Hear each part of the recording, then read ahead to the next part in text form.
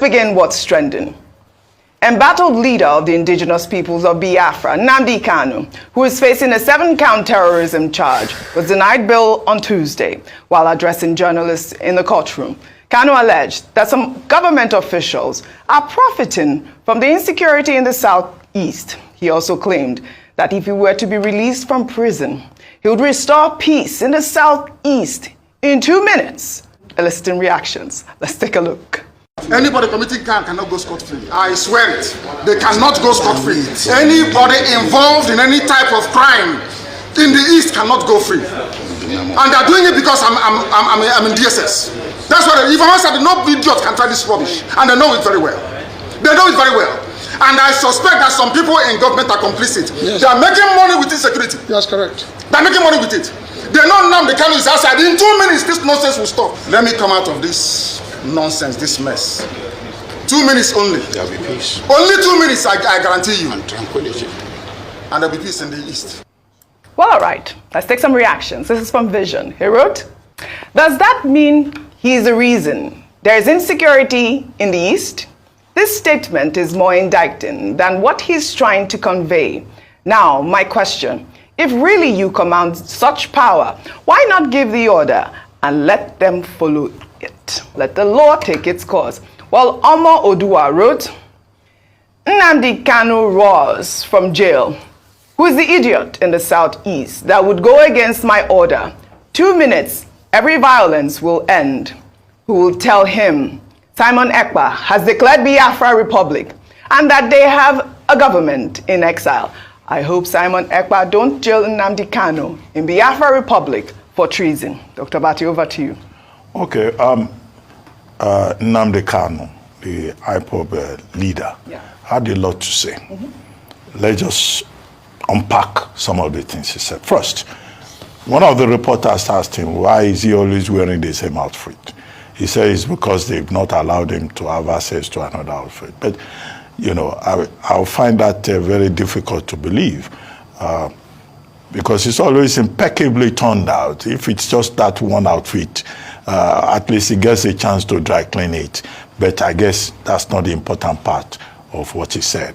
If people are detained, if they want a change of clothes, you know, the security system is not that terrible that they will not allow you access. Look at, it looks immaculately clean. The second point that he made is that he is entitled to fair hearing. And he's absolutely correct on that point because he said fair hearing is important, and it is under sections 35 and 36 of the 1999 Constitution. Number 3, he is alleging that he's not being well treated in detention by the DSS and that he would like to be transferred to the Kuje prison. Well, even when a man is in detention, he's entitled to being properly treated. And his major concern is about medical care. He and his lawyers were saying that they brought one quack doctor to attend to him and that his medication is not the right kind of medication. He says he's suffering from what he calls congestive heart condition. Yes. That's what he calls it. Now, I mean, even when you want to try a man, he has to be healthy before he can even answer to whatever charges in court. And he thinks, he says, in that interaction with journalists, that he's innocent and that he's not in any way guilty, and that the Nigerian government is ready to stand trial because at the end of the day, they will not be able to prove anything. Number 5, I think. Now, he talked about the conflict, the killings in the Southeast, the activities of certain persons in the Southeast. And he said, some people in the Southeast who are engaging in violence, that they are criminals as far as he is concerned. Because the values that they are imposing on the people of the Southeast, those are not the values represented by what he calls our family. He kept talking about the family. And he says that that family that he talks about, the original family that he leads, is committed to a number of principles. 1, that you must not show fear in front of the enemy. 2, that you must tell the truth, even at the risk of death. That after all, he so far has sacrificed, you know, a lot, defending the family and the interests of the Igbo people. Number 3, he also made the point that you have to help the poor. You have to do everything to help the poor. And number 4, that look, the movement, the family, is committed to defending the interests of the people. And you must not do anything that is in contravention of the interests of the same people that you are defending. I thought it came across as being very resolute. It came across as someone who is in very high spirits. And I agree with him, absolutely, that he has right to fair hearing. His rights should be respected under the law, and that in no way should he be subjected to any kind of undue pressure. He had his lawyers with him. The lawyers were trying to interject, but the journalists were saying they were more interested in listening to him.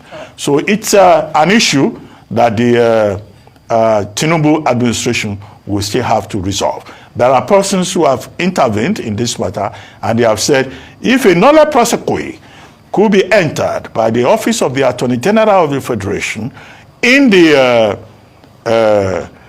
Yele Sowore case, who is also, quite resolute, and he says, he remains committed to his life of activism.